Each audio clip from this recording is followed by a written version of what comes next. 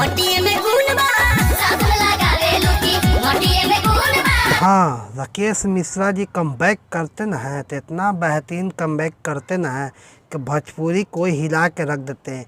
एक और गाना लेकर हैं इतना बेहतरीन, साबुन लगैला से मिट्टी के कौन गुण बा। इसमें कहे का मतलब बा कि साबुन लगैला से मट्टी में कौन गुण बा, ठीक ना। साबुन लगैला से चिकनाहट होई, मट्टी लगैला से कौन गुण बा। ये गाना है राकेश मिश्रा जी का। गाना भी इतना बेहतरीन है कि मत पूछिए। गाना अभी बहुत ज़्यादा ही मालूम चल रहा है।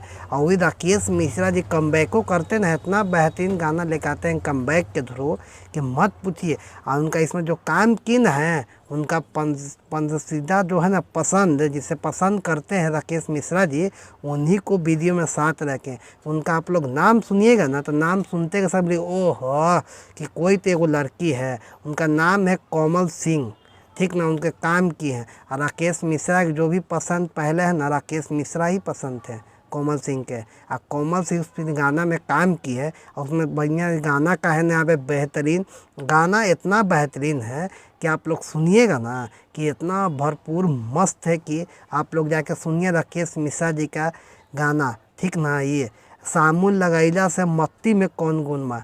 इसमें कामों किए हैं तो उनका नाम फेवरेट कोमल सिंह। इसमें राइटर की बात किया जाए तो इसमें आजाद सिंह है, वही जो पवन खेसारी लोग के गाना देते हैं ना, आजाद सिंह वही गाना दिए हैं।